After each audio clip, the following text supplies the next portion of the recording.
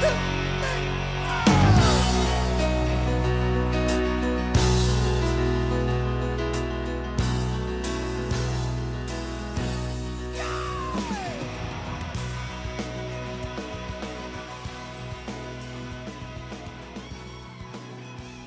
morning and welcome back to the Broadcast Retirement Network. I'm Jeff Snyder. This is BRNAM for Tuesday, November 7th, 2023. And our top story today, feeling fearless after age 50. Joining me now to discuss this and a lot more is Lisa Niver. She's a travel expert. She's also the author of the new book, Braveish, One Breakup, Six Continents, and Feeling Fearless after 50. Lisa, it's great to see you. Thanks so much for joining us on the program this morning. I'm so honored to be here. Thank you so much for inviting me. Well, we are honored to have you. And I think you just came out with a new book, and I really want to talk about this because it hit home for me and I think our audience, because as I mentioned in the green room, we've been doing a lot of shows on divorce. Divorce as a gray divorce, how divorce affects adult children. And I think you have a great story because you took something that may be very difficult and you leverage it into something very positive. So let's talk a little about your story, and I'm just going to call the story Braveish. I mean, it really is. I mean, it's an amazing story. Such a good title. There you go, and hence the book. But Lisa, tell us a little bit about your. I know, and this may be hard, but you had gone through a divorce. How did you get focused on travel? What made you want to get into traveling the country, traveling the globe?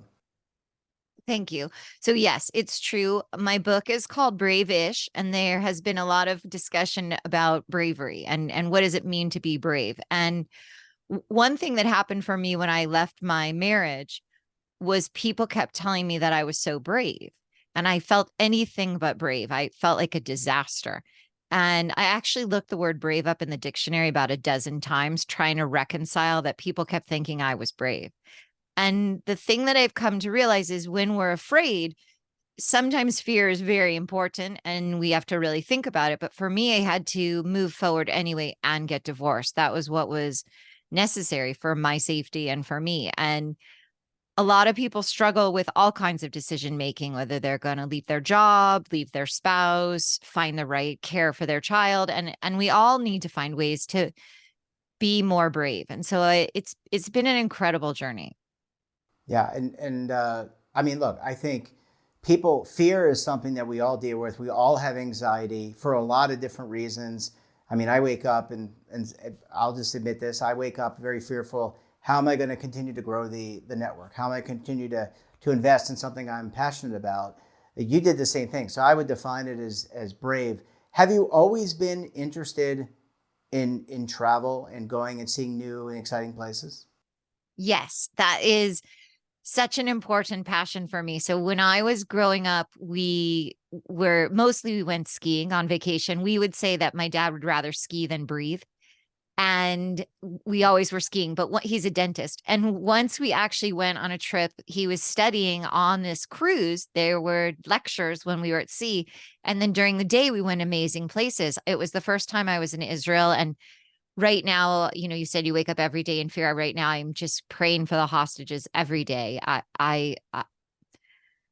But for travel, it was the first time I was in Israel, and I put my own note in the Western Wall. We went to Egypt. I saw the pyramids. And up until that time, I had honestly in school not been a very good student of history. I found it very dry.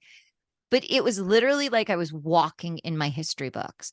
I met people, they spoke different languages, they ate different food, but they really wanted to connect with me. And I think from that very young age, I realized I wanted to meet more people and I wanted to go more places, and I have done that.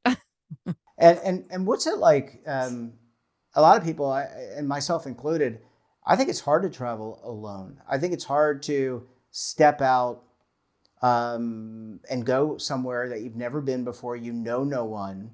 But is that part of? Is that for you? I mean, that's a big step. But is that considered almost like therapy in a way? You were part of a partnership, a marriage. You did get divorced, and stepping out on your own is like stepping into your own skin again. It's true. It is interesting. Someone had told me once when I was getting divorced that you cannot do new things in an old way. And they recommended, I tried all different kinds of exercise classes, and I live in Los Angeles. So there's lots of different kinds of therapy here. So I tried all of them. Going new places, it's really interesting. I think one of the things about traveling in a new location is in some ways you can try out a new self. Like people don't know who you are, and you have to think, who am I in this new place? And I love to go to new places, but in fact, some people don't like to go back places. I like to also go back. There's certain places around the world I've been many, many times. And so you try to be, you said you kind of adopt a different, maybe, these are my words, not yours, but almost like a different persona. Did you ever try like the secret agent persona? Like you were going to Vietnam or Africa and said, I'm going to pretend to be, see, I'm just kidding. But I mean, in all seriousness, part of your journey and all of our journey is identifying, I think I'm in my 50s. And so my life has been a journey like yours, and you get nicked up along the way, and you maybe some way, shape or form forget who you are, especially if who you were was your association with another person. I think that's a really good point. Is we've seen this a lot over, the early part of the pandemic that, everyone was using the word pivot every sentence. We got to pivot, now we're on Zoom, we're not in the office. And I think, like you said, if you're lucky enough to live and make it to your 50s, you're nicked up. And a lot of people have either changed jobs or changed relationships or gone through something. There's, all of us carry different small and big traumas. And one thing that can happen is our life can get smaller and smaller. And definitely when I was, in my recollection, crying nonstop every day after my divorce. In fact, when I was writing the book, it became clear that while I was upset and there was crying, I never stopped working and trying to figure out what did I want to do and who did I want to be and grow my world. And it is hard to keep going, but I do think that when we try new things and we go to new places and we meet new people, it helps us take back parts of ourselves and find the things that make us excited. When I came back from I had been traveling with my spouse, and when I came back to California, I tried a lot of new things. I joined a salsa dance team. I had never been a dancer, really. I mean, I love dance, but I had never studied so much. And I went back to art class, and I went back. It was very important to me. I was going to Shabbat at my temple every Friday. That was a real place of grounding and serenity, and very important for me to have that community. Well, Lisa, I need to take a very quick break. When we come back, we'll talk more about Braveish and maybe get some tips from Lisa how you can step out if you need to go travel the globe. You're going to want to stay tuned right here on BRN AM.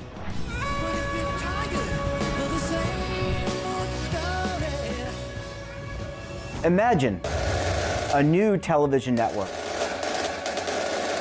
that will make you richer, healthier, and in control of your financial future.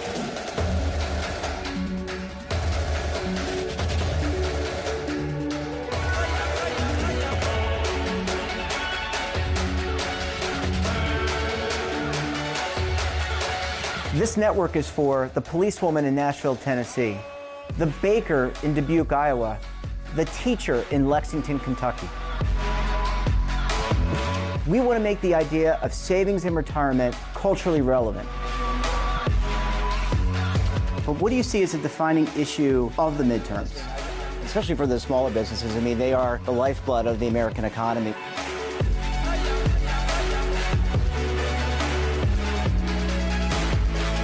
Featuring exclusive interviews, current affairs, and docuseries.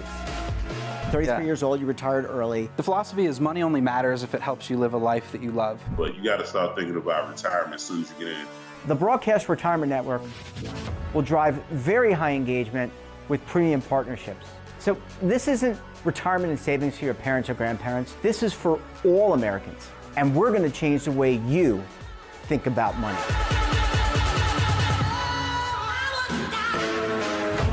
Welcome to the next frontier of retirement and savings. This is BRN, the Broadcast Retirement Network.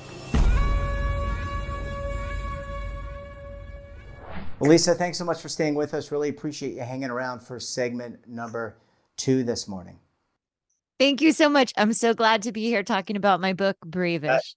Let's continue talking about this, and I want to kind of bring in some ideas, concepts, people that are maybe kind of were in the same position that you were in. Maybe they're making a life change. Maybe they're getting out of a relationship. Maybe they're getting out of a relationship with a current job. Then they're trying to consider something else to do. Let's give some tips about how you were, and you said you had some emotional ups and downs, maybe more downs than ups initially. How do you find the internal fortitude, the mettle to overcome that anxiety? Yes, it is really hard for most people to change gears and continue. So one of the things that I think is really important is to find someone trusted to be on your team, whether that's, an old friend, a roommate, a therapist. We all need someone to talk to. And that really made a difference for me. I really think we have to take care of our mental health. But one of the things that people always say to me is, oh, you lived on a cruise ship. Of course, you've been far away. So one of my tips is to start small. People say to me, I want to have a website, and they're like, I'm going to buy a logo and I'm going to get a designer. I'm like, you know what? Don't do any of that. Just start very small, write one article, post it somewhere, see if you even like writing. And the same thing about traveling. If you get in your car and commute and every day you drive the exact same streets, go on a different street. That's your small step. Drive home on a new street, because you might find like, wow, I had no idea 3 blocks from me is this restaurant that's Vietnamese. I've always wanted to try Vietnamese food. And then maybe you'll decide I'm going to take a cooking class, and maybe you'll learn a few words, and then maybe you're going to go on a trip. But I'm always fascinated. People are like, oh, I've never been anywhere. I'm going to go away for a month to another continent. No, take your car, take a bus, go on the train 1 hour from home. Go somewhere nearby for 1 or 2 nights and be like, oh, I forgot to pack a toothbrush. Like, there's a lot of pieces happening when you're traveling. Once I was traveling and my luggage got lost, I didn't have my contacts. And that made me realize my contacts should always be in my backpack, not in my luggage that got lost. So we have to practice. We're all getting better. But my tips are start small. Try a new restaurant, go to a cooking class, go somewhere that's an hour from home. And Lisa, let's talk a little bit about booking travel, because even if you're starting small, you got to start somewhere in terms of booking travel. Yes, you can drive. A little harder to drive across the ocean, but hey, it is possible. I guess you can go on a shipping boat or something like that, right? I mean, a giant ferry. But Lisa, today's travel environment, even post-COVID, travel is not the same as it once was. There are challenges with finding airlines and getting to the airport and going to the hotels. How do you do that and do it effectively and make sure that you get from point A to point B? Yes, there are a lot of challenges, and I would like to admit that I am excellent in general at logistics and booking flights and getting to the airport on time, but I have in fact booked my flights the wrong way. So one of my tips is that I always book flights one direction. I don't book round trip anymore. And one of the reasons is because a lot of lift, like a lot of the airline carrying, is shifting. And what can happen if the airline changes the flight? I had this happen to me actually when I was going to Italy to visit a friend. They changed my return flight, and it was so discombobulated. The only choice was to start over. And fortunately, my outbound and my return flight were separate. They weren't even on the same airline. So when that fell apart, I didn't lose my flight over, which I really liked. So I recommend booking one way. If you're booking the whole family, sometimes it's much easier to book round trip. Years ago, round trips were cheaper. It's not true anymore. So I use a service like booking.com. They also have flights now. Another favorite of mine is Kiwi. So KIWI.com. So I look and I see who has the best flight. Can I go direct? What is the price? And then I usually go direct to the airline to book. And Lisa, this is not a personal question, but this is more of a technical question. Do you buy travel insurance? I mean, that was a big thing during the pandemic. I feel like that really ticked up. Is that something that crosses that radio button? Do you select that when you hit checkout on your ticket? So I carry a lot of insurance, actually. I have year-long insurance through the dive agency. I'm a scuba diver. So through DAN, which Divers Action Network, I have the highest level of dive accident insurance, but I also carry a separate plan, which is annual travel insurance that covers all my trips. And I have the highest level of that as well, because working on a cruise ship, being in the travel industry during 9/11 pandemic times, we don't know what's going to happen. And it is impossible after the fact to manage that. So yes, if you don't have an annual plan of insurance, it is a very good idea to consider taking the travel insurance. One caveat about insurance, especially for my cruising friends, or any major booking that you're doing, is to have the travel insurance separate from the company, because if the company goes bankrupt and your travel insurance is with them, that will make it very challenging for you. And I know there's insurance marketplaces, which is maybe a topic you've covered before, but you can look around because different insurance carriers the travel insurance is generally based on how expensive is your trip. I think what you're referring to is comes up in the actual buying the booking of the airline ticket, there's insurance. But I am a fan of insurance because when things go wrong, you want someone to help you manage all the costs. And if you need to be airlifted home, it's very expensive. And Lisa, last question, I promise I'll let you go. But what about, the travel agent? That used to be, it used to be very passé with Expedia.com. You mentioned Booking.com and other services. A lot of people are self-serve, but I've heard horror stories. The travel agent's making a bit of a comeback, especially in niche travel where, you go to Africa or you go to some area that someone's got a lot of expertise. And you said picking up that phone, getting someone to help you out with logistics, that's a big positive. It's a huge positive. I've worked as a travel agent before, and the thing that is true is you cannot VIP yourself. So a travel agent can sometimes people say it's a similar fare.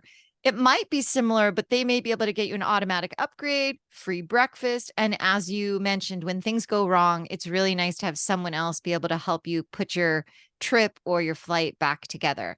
So there are ways to travel either with a group or with an agent and get some special VIP treatment. Yeah, absolutely. It's something people certainly should consider, I think, if you're going to go abroad, especially to a place you don't know. Lisa, we're going to have to leave it there. Great book, great story. Thanks for joining us, and thanks for sharing some of your tips. Great to talk to you. We'll look forward to having you back on the program again very soon. Thank you so much. And that wraps up this episode of BRN AM. Have a topic of interest, someone you think we should talk to? Well, hey, drop us a line. And don't forget, for all the latest curated news in lifestyle, wellness, finance, tech, so much more, and all in one place, check out today's edition of our daily newsletter, The Morning Pulse. Want to search our archives, check out our latest content? Well, then visit our website. We're back again tomorrow with another great edition of BRN AM. Until then, I'm Jeff Snyder. Stay safe, keep on saving, and don't forget, roll with the changes.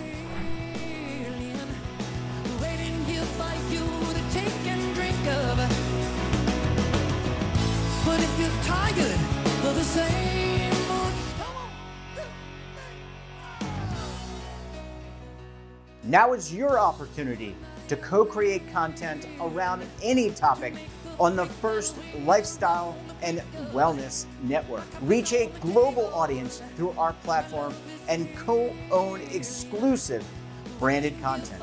All of our programs are available on demand and also as audio-only podcasts, so you can take us on the go. Broadcast Retirement Network, available anytime, anywhere, and on any device.